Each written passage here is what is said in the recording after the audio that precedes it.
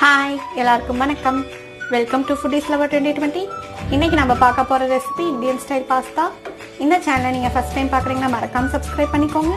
வாங்க இப்போ வீடியோக்குள்ளே போகலாம். இன்றைக்கி பாஸ்தா ரெசிபிக்கு என்னென்ன வேணும்னு பார்த்துலாங்க. மேக்ரோனி பாஸ்தா எடுத்துருக்கேன். இது வந்துட்டு 1/4 கிலோ. கப்பில் பார்த்தீங்கன்னா 2.5 கப் இருக்குங்க. அது போக வந்துட்டு ஒரு கேரட் வந்துட்டு நல்லா பொடி பொடியாக கட் பண்ணி வச்சுருக்கேன். பீன்ஸ் வந்துட்டு ஒரு 5-6 பீன்ஸ் கட் பண்ணிக்கலாங்க. ஒரு குடமிளகா வந்துட்டு கட் பண்ணி வச்சுருக்கேன். ஒரு சின்ன துண்டு வந்துட்டு இஞ்சி பொடி பொடியாக கட் பண்ணி வச்சுருக்கேன். ஒரு 4 பல் பூண்டு வந்துட்டு பொடி பொடியாக கட் பண்ணி வச்சுருக்கேன். ஒரு பெரிய வெங்காயம் வந்துட்டு பொடி பொடியாக கட் பண்ணி வச்சுருக்கேன். 1 ஸ்பூன் அளவுக்கு மிளகாய் தூள், 1 ஸ்பூன் வந்துட்டு கரம் மசாலா தூள், ஒரு 1/2 ஸ்பூன் வந்துட்டு மிளகு தூள் எடுத்து வச்சுருக்கேங்க. 2 தக்காளியை வந்துட்டு இந்த மாதிரி வந்து மிக்சியில் போட்டு நல்லா அடித்து வச்சுருக்கேன். இது போக வந்துட்டு நம்மளுக்கு வந்து உப்பு, எண்ணெய், தண்ணியெலாம் தேவையான அளவுக்கு வேணும். வாங்க இது எப்படி செய்யறதுன்னு பார்க்கலாம். ஃபஸ்ட்டு நம்ம வந்து பாஸ்தா வந்து வேக வைக்கணும்னா அதுக்கு வந்து சுடுதண்ணி வந்து நல்லா கொதிக்க வைக்கணும். அதுக்கு வந்து ஒரு தவாவில் வந்துட்டு தண்ணி ஊற்றி நல்லா சூடு பண்ண வச்சுருக்கேன். இதில் வந்து 1 ஸ்பூன் அளவுக்கு எண்ணெய் ஊற்றிக்கலாம். இந்த பாஸ்தாக்கு தேவையான அளவுக்கு உப்பு போடணுங்க. இப்போ இது நல்லா கொதி வரட்டும். தண்ணி வந்து கொதிக்க ஆரம்பிச்சிருச்சுங்க. இப்போ வந்து நம்ம எடுத்து வச்சுருக்கோம்ல பாஸ்தா, அதை சேர்த்துக்கலாம்.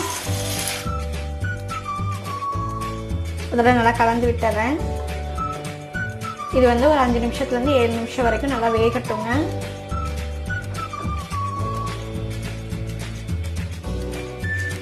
இப்போ பாருங்கள், ஒரு 5 நிமிஷம் ஆச்சுங்க. நம்மளோட பாஸ்தா வந்து நல்லா சாஃப்ட் ஆகிடுச்சு. அவ்வளோதான். நம்ம இதை வந்து வடிகட்டி எடுத்துக்கலாம்.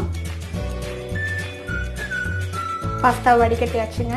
இப்போ பார்த்தீங்கன்னா ஒரு வடிச்சட்டியில் வந்து எண்ணெயை சூடு பண்ண வச்சுருக்கேன். நீங்கள் வந்து பட்டர் வேணுன்னா கூட பட்டர் சேர்த்துக்கலாம். எண்ணெய் நல்லா சூடாகட்டும். எண்ணெய் வந்து நல்லா சூடானது நம்ம இஞ்சி பூண்டு கட் பண்ணி வச்சுக்கோல அதை சேர்த்துக்கிறேன்.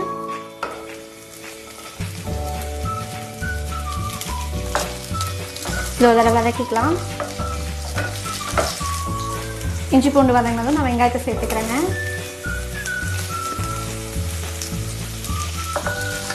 இதே ஒரு தடவை நல்லா வதக்கிக்கலாம். வெங்காயம் கலர் மாறினதும் நம்ம வெஜிடபிள்ஸ் எல்லாம் சேர்த்துக்கலாங்க. வெஜிடபிள்ஸ் வந்து உங்களோட இஷ்டம்தான். நீங்கள் என்ன வெஜிடபிள்ஸ் வேணால் சேர்த்துக்கலாம். இது கூடயே வந்துட்டு பட்டாணி அந்த மாதிரி கூட சேர்த்துக்கலாங்க. இல்லைன்னா நீங்கள் வெறும் வெங்காயம் தக்காளி கூட போட்டு செய்யலாம். அதுவும் நல்லா தான் இருக்கும். இப்போ இது ஒரு 2 நிமிஷம் வதங்கட்டும். இப்போ வந்து காய்க்கு தேவையான அளவுக்கு உப்பு போட்டுக்கலாங்க. பாஸ்தாக்கு வந்து ஏற்கனவே உப்பு போட்டிருக்கோம், அதனால் பார்த்து அளவாக போட்டுக்கோங்க. இப்போ இது வந்து ஹாஃப் குக் ஆகிற வரைக்கும் நம்ம வேக வச்சுக்கலாம். இப்போ வந்து நம்ம மசாலாலாம் சேர்த்து அதெல்லாம் நல்லா கலந்து விட்டுக்கிறேங்க. நீங்கள் வந்து உங்கள் காரத்தை பொறுத்து எடுத்துக்கோங்க. இப்போ வந்து நம்ம தக்காளி வந்து மிக்சியில் போட்டு அடித்து வச்சுருக்கோம்ல, அதை சேர்த்துக்கிறேன். இதை நல்லா நம்ம வதக்கி விட்டுக்கலாம். நீங்கள் வந்து டொமேட்டோ கெச்சப் இருந்தால் அது கூட ஒரு டேபிள் ஸ்பூன் அளவுக்கு ஊற்றிக்கலாங்க. அதுவும் கொஞ்சம் டேஸ்ட் டிஃப்ரெண்ட்டாக இருக்கும்.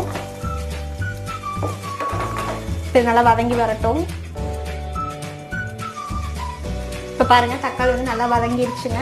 இந்த அளவுக்கு வதங்கினதும் நம்ம வந்து உப்பு காரம் வேணும் செக் பண்ணிக்கலாம். இந்த ஸ்டேஜில் நல்லா தொக்கு மாதிரி வந்துடும். இப்போ வந்துட்டு நம்ம வந்து குக் பண்ணி வச்சுருக்கோம்ல பாஸ்தா, அதை இது கூட சேர்த்துக்கிறேன். இப்போ இது நல்லா கலந்து விட்டுக்கிறேங்க.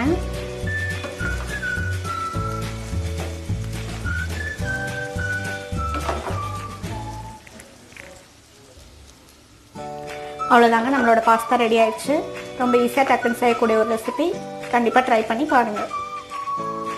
இந்த வீடியோ உங்களுக்கு பிடிச்சிருந்தா லைக் பண்ணுங்கள், ஷேர் பண்ணுங்கள், மறக்காமல் சப்ஸ்கிரைப் பண்ணி பக்கத்தில் இருக்க பெல் ஐக்கானையும் கிளிக் பண்ணி வச்சுக்கோங்க. ஸோ தட் நாங்கள் போடுற வீடியோஸோட நோட்டிஃபிகேஷன்ஸ் உங்களை வந்து சேரும். தேங்க்ஸ் ஃபார் வாட்சிங். Stay tune.